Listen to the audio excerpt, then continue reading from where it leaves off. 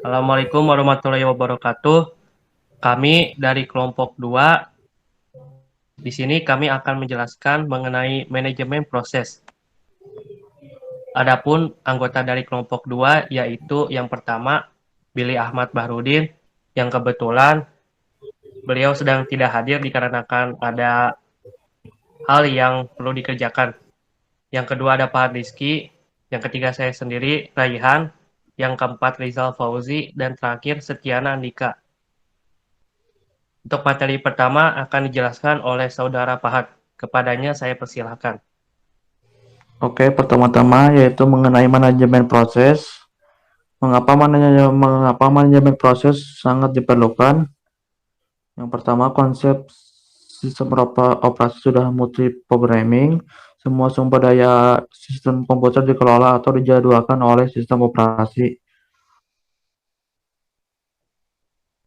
Lanjut. Yang kedua, konsep proses adalah sebuah program yang dieksekusi yang mencakup program counter, register, dan variabel di dalamnya. Sistem operasi mengeksekusi proses dengan tim share system yang mengatur user atau konteks. Proses memungkinkan sistem komputer untuk menjalankan lebih dari satu tugas dalam waktu yang sama secara semu atau pseudo meskipun hanya tersedia satu CPU.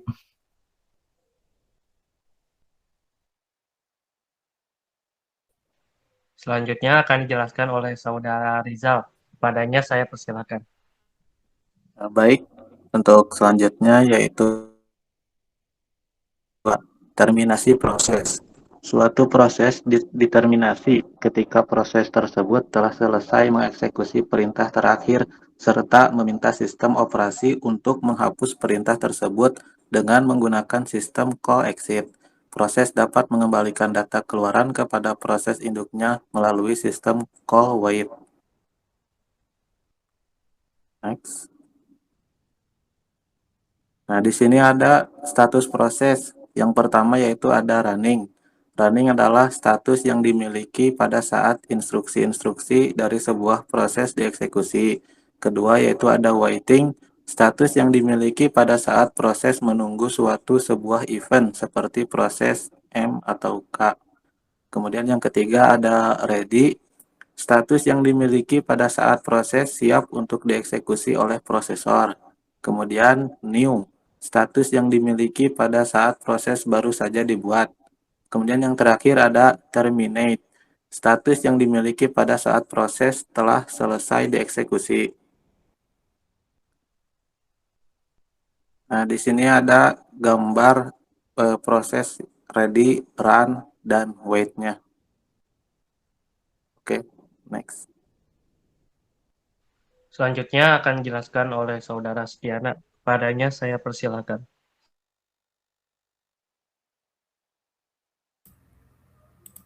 Baik, terima kasih. Berikutnya ada proses control blocks. Setiap proses digambarkan dalam sistem operasi oleh sebuah prosesor control block atau PCB. Juga disebut sebuah control block. Dapat kita lihat dari tabel tersebut sebuah proses control block. Next.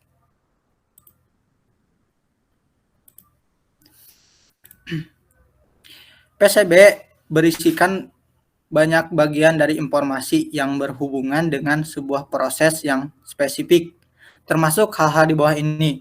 Ada status prosesor, ada status proses, program counter, CPU register, informasi manajemen memori, dan informasi pencatatan. Next.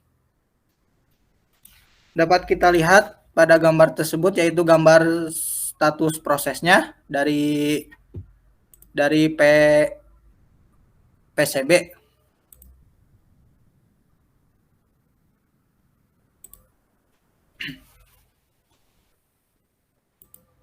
Oke, mungkin cukup sekian dari kelompok 2 mengenai manajemen proses dari sistem operasi. Terima kasih karena telah menyaksikan. Assalamualaikum warahmatullahi wabarakatuh.